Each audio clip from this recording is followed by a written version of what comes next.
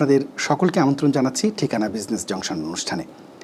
Bangladeshi American উদ্যোক্তাদের সাফল্যের গল্পে আজ আমরা তুলে ধরব এমন একজন ব্যবসায়ীকে, যিনি শুধু একটি ব্যবসা নয় বরং একাধিক খাতে নিজের স্বপ্নকে বাস্তবে রূপ দিয়েছেন।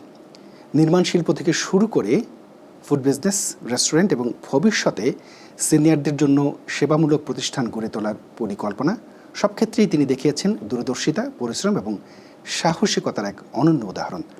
নিউ ইয়র্কে কনস্ট্রাকশন ব্যবসার মাধ্যমে তিনি নির্মাণ করেছেন অসংখ্য আবাসিক ও বাণিজ্যিক প্রকল্প, একই সঙ্গে পরিচালনা করছেন সাবকন্ট্রাক্টিং ব্যবসা, টেক্সাস চিকেন ফ্র্যাঞ্চাইজি এবং জ্যামাইকা একটি নতুন রেস্টুরেন্ট করার উদ্যোগও তিনি নিয়েছেন। আজকের এই অনুষ্ঠানে আমরা জানব একজন বাংলাদেশি উদ্যোক্তা হিসেবে আমেরিকায় তার পথ চলার গল্প, ব্যবসার সাফল্য, চ্যালেঞ্জ, নেতৃত্বের দর্শন এবং ভবিষ্যৎ পরিকল্পনা সম্পর্কে। আমন্ত্রণ জানাচ্ছি মিস্টার তসলিম উদ্দিন খান, স্বত্বাধিকারী তসলিম কনস্ট্রাকশন। আপনাকে ওয়েলকাম জানাচ্ছি। আসসালামু আলাইকুম। ইসলাম, আপনাকে অভিনন্দন এবং আন্তরিক শুভেচ্ছা জানাচ্ছি ঠিকানা পত্রিকাকে।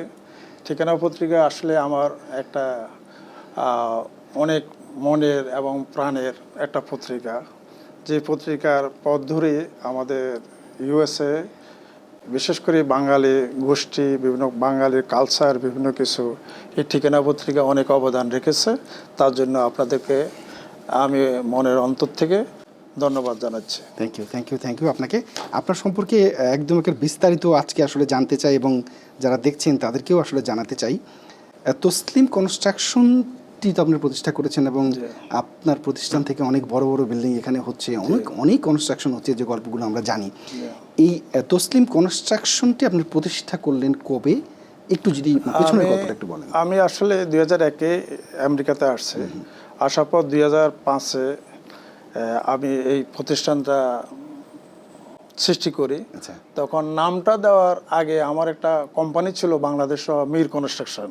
আমি চেষ্টা করেছি অন্য নামগুলি দেওয়ার জন্য। তখন তো প্রথম আসছি, তত স্মার্ট ছিলাম না। ওরা বললো যে 5টা নাম দিতে হবে, 5টা নাম যদি আপনার 5টার থেকে একটা চয়েস করতে হবে। আবার আমেরিকাতে রুল আছে, আপনার যদি কোনো নামে কর্পোরেশন থেকে তাহলে সেটা দিতে পারবো না। তখন আমি অনেকগুলি দেওয়ার পর আমি হচ্ছে না, পরে আমি বাধ্য হয়ে আমার নামটা দিয়ে দিলাম, যেটা আমি চাই নাই। আমার নামটা আমি দূরে রাখতে চাইছিলাম, তারপর আমি আমার নামটা দিয়ে দিয়েছিলাম আর কি। তখন ওইভাবে আমার কোম্পানির নামটা হয়েছে তসলিম কনস্ট্রাকশন। তার মাঝে যখন ব্যবসা শুরু করি তখন তো একটু প্রচারও প্রয়োজন ছিল। তখন আপনাদের ঠিকানা পত্রিকা পরিচালক যিনি, যে ওনার বড় ভাই, উনি ইনভলভ ছিল। ওনার সাথে আমার একটা সম্পর্ক ভালো ছিল। উনি আমাকে বলছিল তোমার একটা আমি দিব পত্রিকাতে। ঠিকানা পত্রিকা দিয়েই আমার ব্যবসার পথ চলা। আচ্ছা, নিউ ইয়র্কের মতো একটি শহরে একটা কনস্ট্রাকশন ইন্ডাস্ট্রিতে একজন মানে বাংলাদেশি উদ্যোক্তা, আপনি, চ্যালেঞ্জ তো ডেফিনেটলি ছিল। তো এই চ্যালেঞ্জগুলো কিভাবে মোকাবিলা করেছেন? অ্যাকচুয়ালি চ্যালেঞ্জ বলতে আমার জন্য একটু চ্যালেঞ্জ ছিল না, ডিউ টু কজ আমি আগে কনস্ট্রাকশন করেছি। আর বেসিক্যালি আমিও একজন টেকনিক্যাল পার্সন, আমি সিভিল ইঞ্জিনিয়ার, যার কারণে আমার এগুলি আয়ত্তে নিতে একটু বেশি সময় লাগে নাই। আমি খুব কম সময় নিয়েছি। আমি যখন প্রথমে স্টার্ট করি এই দেশে, তখন তো জানেন যে কোনো প্ল্যান অ্যাপ্রুভ করতে হলে ডিউবির থেকে প্ল্যান অ্যাপ্রুভ করতে হয়। তখন প্রথমত আমি একজন দরকার এক্সপারেটার যাকে বলে আর কি, ডিউবিতে কাজ করে, ওই ধরনের একটা লোককে হায়ার করেছি এবং তাকে আমি পার আওয়ার $300 আমি দিতাম তখন 2005-এ। তখন আমার অনেক বন্ধু বান্ধব আমাকে আসতো, আমার বাসার সামনে আসতো, আমি তাকে কাজ বুঝিয়ে দিতাম। সো এগুলি ডিউবিতে আমার জন্য কাজ করতো, পারমিট নিয়ে আসতো। এটা ধরেই আমার পথ চলা। তারপরে আমি নিজে আস্তে আস্তে শিখলাম, শিখতে গিয়ে আমি আস্তে আস্তে আজকে এই জায়গায় আছি। বাহ, চমৎকার। একদম একেবারে প্রথম কোন কাজটি ছিল আপনার? মানে সেই আমার প্রথম কাজটা ছিল তখন 2005-এ। ধরেন আমাদের বাঙালিদের প্রচুর বাড়ি কেনার চাহিদা ছিল। আপনাদের এই নেভার রোডে, ধরেন এইখানকার নেভার রোডে, জ্যাকসনাইট, তারপরে নর্দার্ন বুলওয়ার্ডে তখন রিয়েল এস্টেট করতো অঞ্জন সরকারের একটা লোক ছিল, যিনি এখন হয়তো এই বিজনেস এখন দেখি না তাকে। তো ওনার তখন শুধু একটাই ওনাদের ইয়ে ছিল, ওনার তো অনেক লার্জ মার্জিন এই রিয়েল এস্টেট করতো। ওনাদের একটাই ছিল, ওয়ান ফ্যামিলি হাউসকে কিভাবে 2 ফ্যামিলি করা হয়। তো 2 ফ্যামিলি করতে হলে কিছু না, একটা কিচেন আর একটা স্টার, অনেক সময় একটা কিচেন, একটা স্টার, আর হলো একটা বাথরুম করতে হইতো। এইটাই প্রথম কাজ ছিল। আচ্ছা একটা সিঁড়ি বানানো, একটা বাথরুম বানানো, একটা কিচেন বানানো। তখন বাড়িটা 1 ফ্যামিলি থেকে 2 ফ্যামিলি হয়ে যেত। যে বাড়িটার ভ্যালু তখন 300-400 ছিল। 2 ফ্যামিলি হলে একটা বাড়িতে আপনি একটা ফ্লোর আপনি থাকতে পারেন, একটা ফ্লোর আপনি রেন্ট দিতে পারেন। এইভাবে বাঙালিরা আসলো এই বাড়ি কেনা স্বপ্নে। আর আমরা স্টার্ট করলাম ওখান থেকে। তারপরে ক্রমান্বয়ে ধরেন নতুন বিল্ডিং করেছি, তারপরে সিটিতে কাজ করেছি, ফেডারেল জব করেছি। আমি ফেডারেল জব প্রচুর করেছি, মানে ডিফেন্সের রিক্রুটিং সেন্টার, তারপরে ধরেন আমরা আর্মির করেছি, নেভির করেছি, এয়ারফোর্সের নিউ ইয়র্কে। এগুলি সব ফেডারেল জব এগুলো করেছি। পাশাপাশি বাঙালিদের কাজ করেছি, অন্য কমিউনিটির কাজ করেছি। তারপর আপনাদের জ্যাকসন হাইটে যেমন একটা এক্সাম্পল দিই, যেমন 7038 ব্রডে যে জবটা ডাক্তার ফেরদৌস সাহেব, উনি 3 তলা বেশি বাড়ি বানাবে না। তখন আমি ওনাকে বললাম যে আপনি এত সুন্দর একটা জায়গা, আপনি এখানে একটু হাইরাইজ বিল্ডিং বানান, হাইরাইজ বিল্ডিং চলেন করে দিই। তখন উনি আমাকে বলল পারবেন তো আপনি? তো উনি আর্কিটেক্ট হায়ার করছিল ওনার আকিব, আফ্রিকান। তখন আমি বললাম যে ও তো আর্কিটেক্ট, ও তো স্ট্রাকচার ইঞ্জিনিয়ার, ডিজাইন করতে পারবো না, ও তো ভালো বলে। বললো যে আপনি একটা লোক দেন। তখন আমি মোশাররফ করে একজন ছিল, তো উনি বোর্ডের স্টুডেন্ট, আমাদের একটু সিনিয়র, আমার একটু 2-1 বছরের সিনিয়র, আমি ওনাকে হায়ার করছি। তখন উনি এই বিল্ডিংটা তৈরি করছে। টোটালি বিল্ডিংটা হলো কি আপনি 2 পাশে কমন হাইওয়ে, তো 40 ফিট বিল্ডিংটার লেন্থ, আমরা 40 ফিট এই বিল্ডিংটা তৈরি করছি। আমরা ক্যান্টিলিভার বিম দিয়ে বিল্ডিংটাকে উপরেতে কমন ড্রাইভওয়ে রেখে ওই 4 ফিট করে বিল্ডিং এক্সটেনশন করি, ক্যান্টিলিভার বিম যেটা বলে ইঞ্জিনিয়ারিং, ওটা দিয়ে আমরা বিল্ডিংটা করেছি। 25,000 স্কোয়ার ফিট এই বিল্ডিং। দূর থেকে একটু ছোটই দেখা যায়, কিন্তু ভিতরে অনেক, বিল্ডিংটা অনেক স্কোয়ার ফিট, অনেক বেশি লম্বা। কত তলা ছিল ওই বিল্ডিংটা? এটা প্রথমে একতলা একটা ইয়ে ছিল, আপনার ফ্রেমিং এর একটা বাড়ি ছিল, এটা ভেঙে আমরা ফাউন্ডেশন করছে। তারপর ফাউন্ডেশনটা করতে গিয়েও এখানে একটু টেকনিক্যালি অনেকগুলি ইস্যু ছিল, কারণ এখানে ব্রডের নিচে ধরেন এমটিএ ছিল, তো বিকিউআর ব্রডের উপরে ধরেন অ্যাটলিস্ট 30 ফিট। তারপরে সাবওয়ে আছে ওখানে নিচে, খুব অনেকগুলি সাবওয়ে জ্যাকসন হাইট এরিয়াতে, সাবওয়ে আছে আর 10 ফিট। টোটালি আমরা বিল্ডিংটার বোরিং করছি ধরেন আপনার 60 ফিট থেকে। 60 ফিট থেকে আমরা বোরিং যখন করি, তখন আমার মনে আছে অনেক বাঙালি এখানে ছিল, ওরা আমাকে জানে চেনে, তো অনেকে আমাকে দেখে বলতেছে ভাই বাঙালি মানুষ পারবেন তো? আমি বলবো না পারার কি আছে, আমি নিজে বেসিক্যালি ইঞ্জিনিয়ার, তারপরে এখানে ইঞ্জিনিয়ারিং টিম আছে। আর একটা জিনিস হলো এমটি এর কোনো কাজ, একটা রুল আছে নিউ ইয়র্ক সিটি, এমটি এর পাশাপাশি 150 ফিটের ভিতরে যদি কোনো আপনি ডেভেলপ করেন, এমটি থেকে পারমিশন নিতে হয় আলাদা করে। Right, definitely. তো এটা আমাদের ইয়ে ছিল, যে আর্কিটেক্ট ছিল তারও জানা ছিল না, আমার জানা ছিল। আমি ফেরদৌস ভাইকে যখন বললাম যে আপনি তো একটা পারমিশন নিতে হবে, প্রথমে এই কাজটা করতে হবে, বলে তাই নাকি, আমি তো জানি না। আমি অবশ্যই আপনাকে এটা নিতে হবে। তো আমি ওটা নিলাম, নিয়ে আমি ওনার কাজ প্রজেক্ট নির্দিষ্ট সময়ে শেষ করে দিলাম আর কি। মানে এখন পর্যন্ত সবচেয়ে বড় প্রজেক্ট, এমন কোন বড় প্রজেক্টের কাজ আপনি করেছেন? না, আমি নর্মালি এরকমই 10 তলা 11 তলা 30,000 square feet, 34,000 square feet, 40,000 square feet পর্যন্ত করছে। এখন একটা জব আসতেছে আন্ডার ড্রয়িংয়ে আছে, এটা ধরেন 14 তলা হবে। ধরেন এটা 14 তলা, প্রায় এটা 65,000 স্কোয়ার ফিটের হবে। আচ্ছা। আপনি কি জাস্ট অন্যদের মানে কন্ট্রাক্টে কাজ করেন, নাকি যেমন ধরেন আপনি কোনো বিল্ডিং করে আপনি বিক্রি করছেন এমন? না, আমি বিল্ডিং করে বিক্রি করার মতো যাই নাই। আমি এমনি মানুষকে হেল্প করি। হেল্প করতে বলতে এরকম ধরেন অনেকের একটা জায়গা আছে, ফর এক্সাম্পল আপনার একটা জায়গা আছে, কিন্তু আপনার ফাইন্যান্স নেই, আপনি এটা বাড়িটা করতে পারতেছেন না ফাইন্যান্সের জন্য, বা আগে বাড়িটা জোনিং ছিল ছোট, এখন বাড়িটা ভেঙে ফেললে আপনি হাই রাইজ করতে পারেন। কারণ প্রচুর আপনার জ্যাকসন হাইট বা আপনার এই যে জামাইকা এখন ডাউনটাউন ডিক্লেয়ার দিছে, হাই রাইজ বিল্ডিং অনেক হচ্ছে, আমরা করতেছি এখানে। জামাইকাতে ধরেন আমি জোনিং চেঞ্জ হওয়ার পর, জোনিং চেঞ্জ জামাইকাতে ধরেন আপনি 9 তলা 10 তলা আমি 8-9টা প্রজেক্ট করেছি, এগুলো করেছি। এখন বাঙালি প্লাস আমাদের কিছু ইঞ্জিনিয়ারিং টিম আছে, এরা অনেকে ল্যান্ডটা কেনার পরে কনস্ট্রাকশনের জন্য আমার কোম্পানি কনস্ট্রাকশন লোনের ব্যবস্থা করে দিই। তো কনস্ট্রাকশন লোনটা আমার তত বেশি হার্ড মার্জিনে না, মিনিমাম মার্জিন, অত এমনি রেগুলার আপনার হলো মর্টগেজ যদি 4-5% হয়, 1% বা 1.5% বেশি হয়। ওইভাবে আমি ফাইন্যান্স অ্যারেঞ্জমেন্ট করি আমি ওইভাবে প্রজেক্টগুলো করি আর কি। তাছাড়া শুধু আমাদের বাঙালি না, বাঙালি ছাড়া ধরেন আপনি চাইনিজ আছে, কোরিয়ান কমিউনিটি আছে, তারপর ইন্ডিয়ান কমিউনিটি আছে। যেমন একটা ইন্ডিয়ান কমিউনিটি একটা ফেটাল ওনার একটা ওয়্যার হাউস করবে বুকলিনে, সেটার কাজ ইনশাল্লাহ আজকে পারমিট উঠেছে, মানডে আমি শুরু করবো। তারপরে আরো পাশাপাশি এখনো ওয়ার্কিং হ্যান্ড 4-5টা জব আছে। আর মোস্টলি ধরেন কাজের সবচেয়ে গুণাবলী শিকার আমার অভিজ্ঞতা হয়েছে আমি যে আর্মিতে কাজ করছি তখন।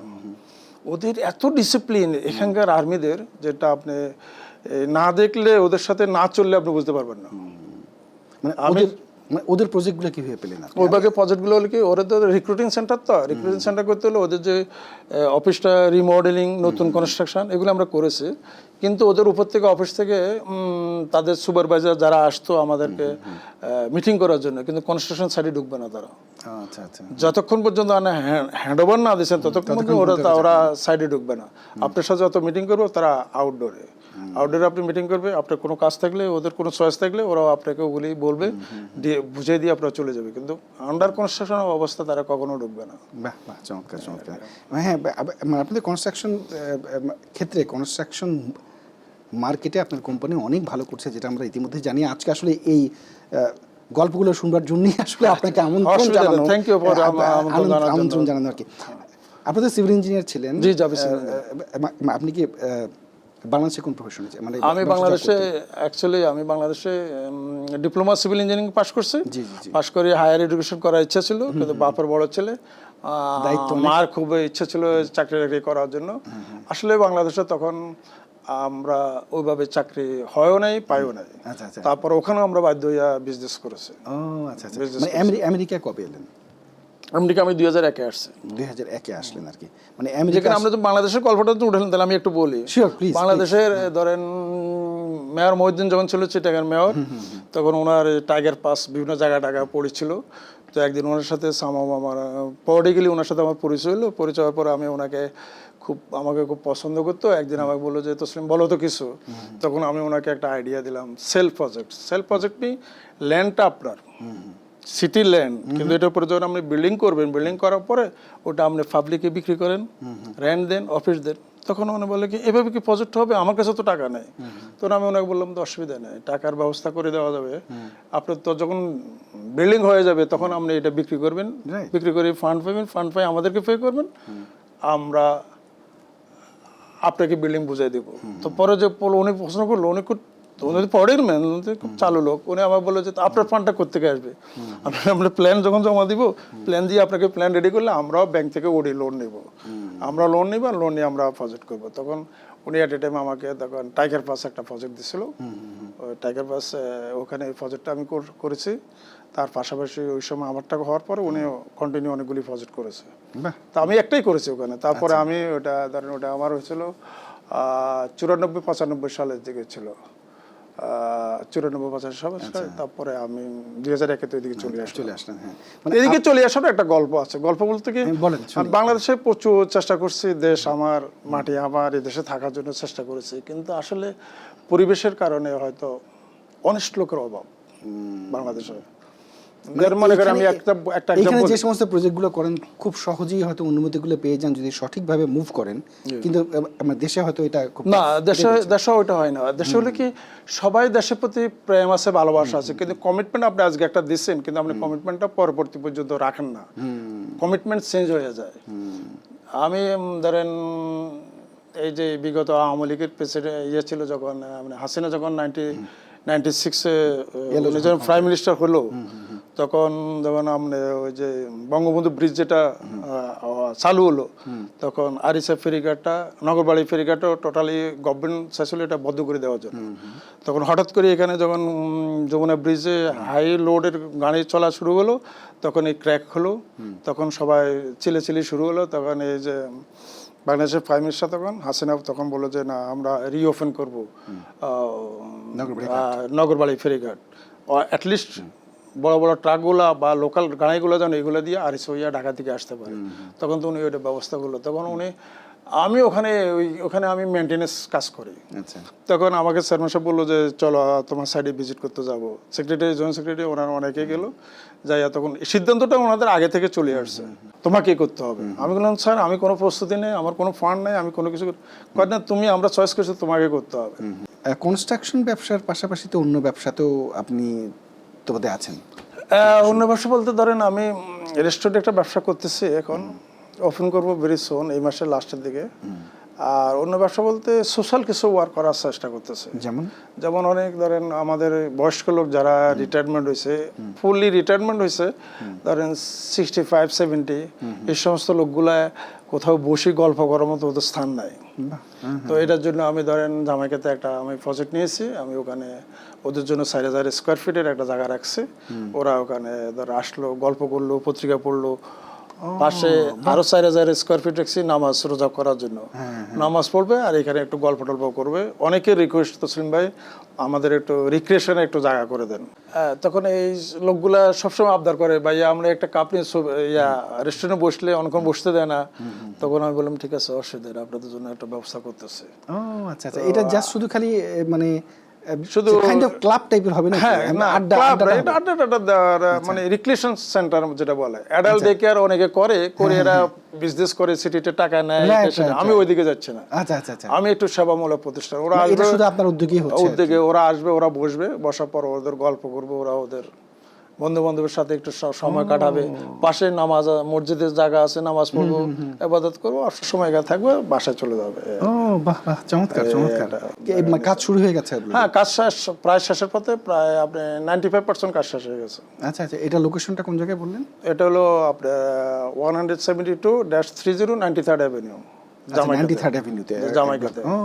জামাইকা দেন আলডি যে বিল্ডিংটা আছে, বিল্ডিংটার পিছনে আর কি। আচ্ছা, এই প্রসঙ্গে যখন বললেন আর একটুখানি ডিটেল তাহলে এর সম্পর্কে জানি। এখানে কি যেমন ধরেন ওখানে কি মানে কাউকে রেজিস্ট্রেশন করতে হবে যে আমি আসবো, নাকি যে কোনো বয়সের মানুষ? যে কোনো লোক ওয়েলকাম থাকবে, সবার জন্য ওয়েলকাম। আমার শুধু বাঙালি কমিউনিটি না, আমার ওয়েলকাম ওখানে। আমার তো যারা কাজ করে, অনেক সাবকন্ট্রাক্টর কাজ করে, আমার যারা প্লাম্বার, এর হলো গাইনিজ, এদের লোকও আসতে পারে, অন্য লোকও আসতে পারে। এই জন্য আমি স্পেসটা বড় রেখেছি, যাতে বয়স্কদের একটা আড্ডার জায়গা, যেন বন্ধু বান্ধবের একটা যে পরিবেশে কথার বিনিময়ে সময়টা কাটানোর জন্য বিভিন্ন ধরনের খেলাধুলার ব্যবস্থা থাকবে, কিছু টেবিল টেনিস থাকবে, আদার্স থাকবে, তারপরে জিমেরও কিছু ব্যবস্থা থাকবে, কেউ ইচ্ছে করলে জিম টিম করতে পারলো। এটা অসাধারণ একটু উদ্যোগ, এটা একদম এটা টোটালি এইভাবে হয়েছে। ওখানে ধরেন এটা র্যাম ট্যাম করে করা হয়েছে, একদম খুব সুন্দর করে, সুন্দর পরিবেশে করা হয়েছে। এবং ডিওবি যে সমস্ত রুল রেগুলেশন আছে ওগুলি মেনটেন করে করা হয়েছে। এটা স্পেশালি কোনো নাম দিয়েছেন? না, এখনো কিছু দিই নাই। এখনো কিছু দিই নাই। আচ্ছা আচ্ছা, মানে কবে নাগাদ শুরু হতে পারে? একটু কবে নাগাদ শুরু হতে পারে এটা?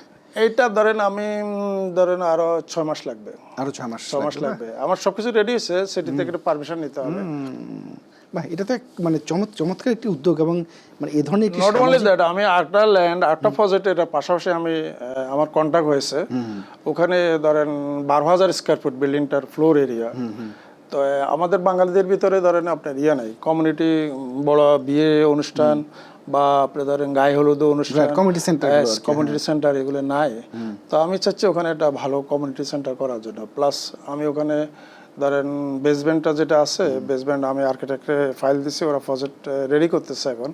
ওখানে ধরেন আমরা পার্কিং করব, ফার্স্ট ফ্লোরটাতে আমরা পার্টি সেন্টার করব।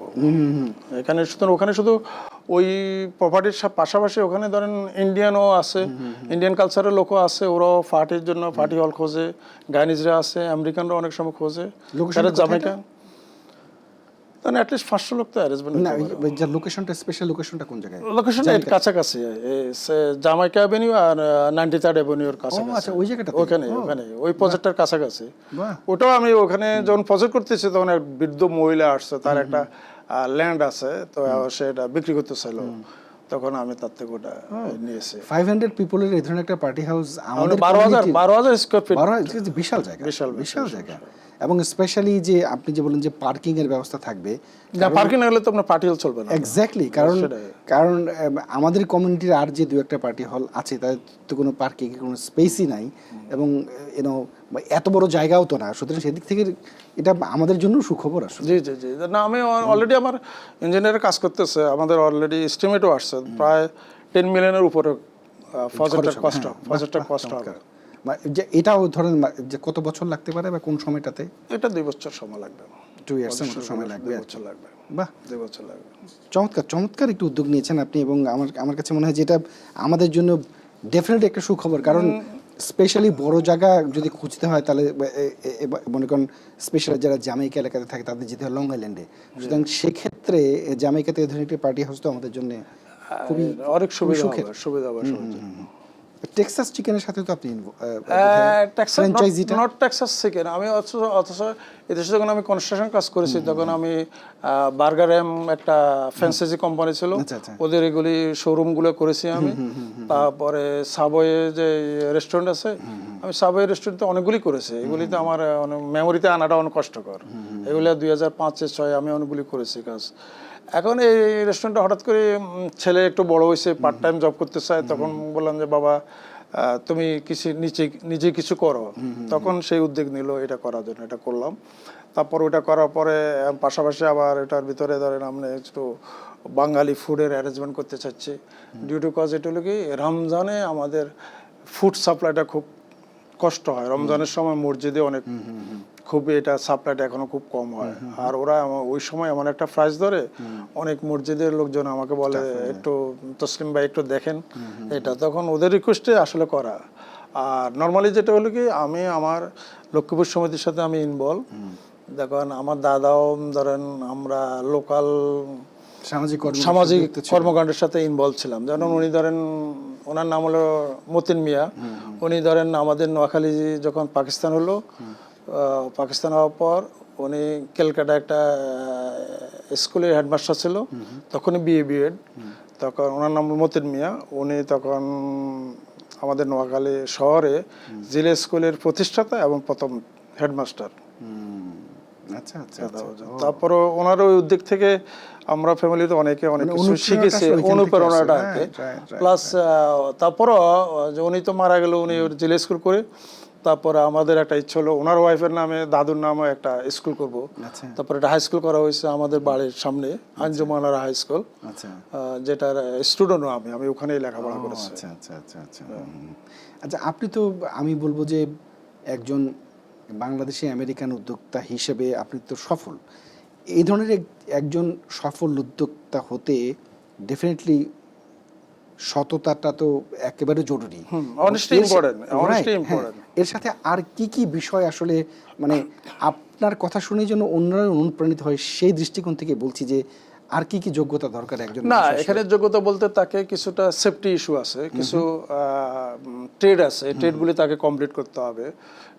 যেমন আপনি মনে করেন একটা ডিউবিতে এখন কনস্ট্রাকশন সুপারিনটেন্ডেন্ট একটা নতুন একটা প্রোগ্রাম, নতুন আইডিটা করতে হলে আপনাকে প্রথম ইজি ছিল 2005-এ যখন শুরু হয়েছে তখন ইজি ছিল তো তখন যখন আমরা একটা বিল্ডিং যখন হবে তখন ওই বিল্ডিংটা 9 তলা 10 তলা হলে ওই সুপারভিশনটা ওই লোকের এই আইডিটা না থাকলে ওই সে সুপারভিশন করতে পারবে না।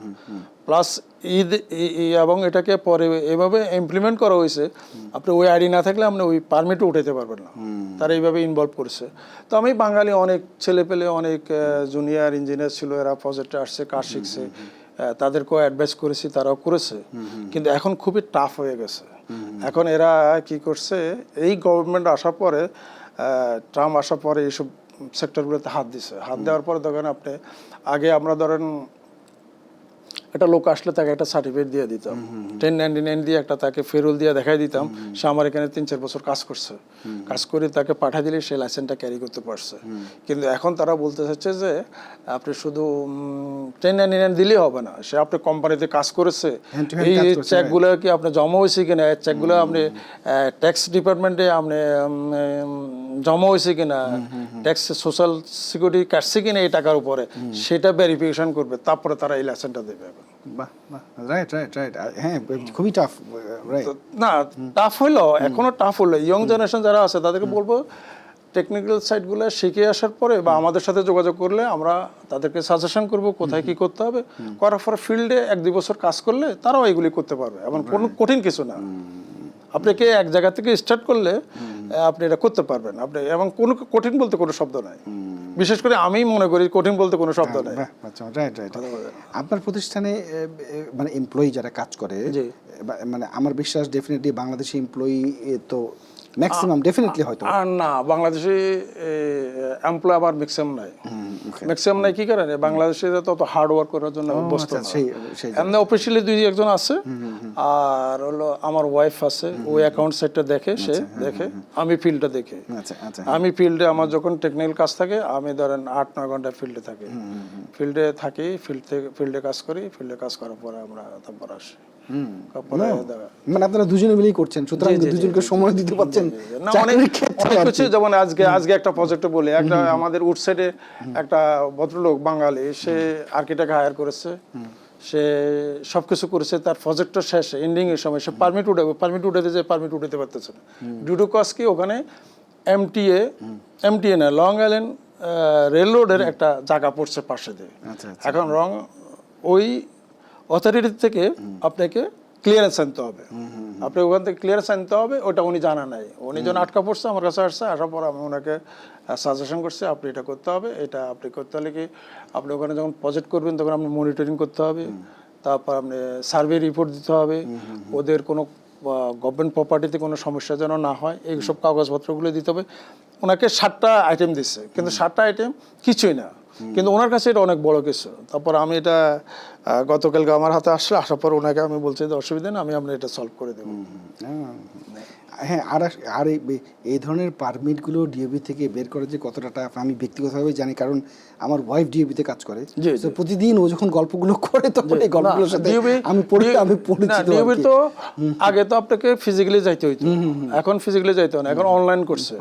ডিওবি নব একটা আছে, ডিওবি নবে আমরা পারমিট জমা দিই, ডিওবি নবে আপনি প্ল্যান জমা দিতে পারেন, তারপরে আপনি কনফারেন্স মিটিং করতে পারেন, তারা প্ল্যান দেওয়ার পর কোনো অবজেকশন যদি থাকে তাহলে আপনি আগে ফিল্ডে যাইতে হইতো, এখন ফিল্ডে না, তারা একটা অ্যাপয়েন্টমেন্টে কনফারেন্স মিটিংয়ে আপনার ওগুলি সলভ করা হয়।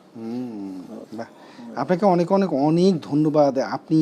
আপনি আপনার এই কনস্ট্রাকশন কোম্পানিকে এমন একটা জায়গায় নিয়েছেন, একজন বাংলাদেশি আমেরিকান হিসেবে আমরাও আপনাকে নিয়ে গর্ব করি, কারণ বড় বড় অনেকগুলো প্রজেক্ট আপনি করছেন, এবং স্পেশালি যে কাজটি আপনি একদম স্পেশালি ধন্যবাদ পাওয়ার জন্য যেটা করছেন, যে সিনিয়রদের জন্য যে প্রজেক্টটিতে আপনি হাত দিয়েছেন, এই খবরটি সত্যি আমাদের জন্য অনেক সুখকর, কারণ আমাদের যে সমস্ত বয়স্ক বাবা মারা বাংলাদেশ থেকে এদেশে আসেন, তারা তো একদম একের বন্ধুহীন হয়ে যান, কারণ তাদের যে সার্কেলটা, সেই সার্কেলটা তো আর এখানে পায় না। সো এমন একটা জায়গা আপনি করছেন যে বিকেলের পর বা দিনের যে কোনো সময় ওখানে গেলে একটা বন্ধুবান্ধবের একটা পরিবেশ তৈরি হবে, এবং আপনি যেটা ভেবেছেন ব্যবসার পাশাপাশি এই যে সামাজিক এবং মানবিক যে কাজটা করছেন, সেই জন্য আপনাকে স্পেশালি ধন্যবাদ। আপনাকেও ধন্যবাদ। হ্যাঁ, চমৎকার একটি কাজ আপনি করছেন। আজকে আপনার সম্পর্কে একটুখানি জানবার চেষ্টা করলাম, কারণ আপনার এই কাজগুলো আমরা যারা এদেশে থাকি আমাদের জন্য একটু অনুপ্রেরণার। না, আমাদের এখানে আমাদের ইয়ং জেনারেশন যারা আছে, আমি বিশেষ করে বলবো যে আমি একটা ছেলেকে ট্রেন আপ করতেছি, যদি ওই ছেলেটার নাম বলবো না এখন আপনাকে, আমি তাকে একটা প্রজেক্ট দিয়া তাকে আমি ট্রেন আপ করছি, ও মাস্টার্স করছে, মাস্টার্স কমপ্লিট করছে, তার খুব ইচ্ছা কনস্ট্রাকশন শেখার জন্য, তো আমার কাছে আসছে, আমি তাকে একটা প্রজেক্টে শিখেছি, তাকে একদম হাতে করে দিয়ে তাকে শিখেছে, কথা বোঝেন। তো আমি মনে করি আমাদের তো বয়স হয়েছে, একসময় আমরা চলে যাবো, আমাদের নেক্সট জেনারেশনরা যদি একটু এই সব সেক্টরে এগিয়ে আসে তাদের জন্য ভালো। এখানে হ্যান্ডসাম মানি আছে, তারপরে আপনার হলো ভবিষ্যৎটা ভালো, অনেক কিছু করা যায়। আমি আমার বড় ছেলেকে, সে সিভিল ইঞ্জিনিয়ারিং পড়তে চায় না, আমি তাকে চয়েস করে দিয়েছি, বললো যে আমার বড় ছেলে বলে তা এখন তোমাদের পছন্দের সাবজেক্টে আমাকে পড়তে হবে। আমি বললাম কি বলবো, বলো তুমি বলো। পরে রিয়েলি পড়তেছে, সে এখন ধরেন সেকেন্ড ইয়ার আছে, এখন আমাকেও হেল্প করে, আমার ড্রয়িং দেখে এস্টিমেট করে, আমার কিছু আমি তাকে নিয়ে আসতে চাইছি ওটার সাথে। এখন ওই একটা ইয়ং থাকলে আরেকটা ইয়ং ঢুকবে হিসাবে এই কারণে নিয়ে আসছি, প্লাস আরো জনকে ট্রেন আপ করতেছে।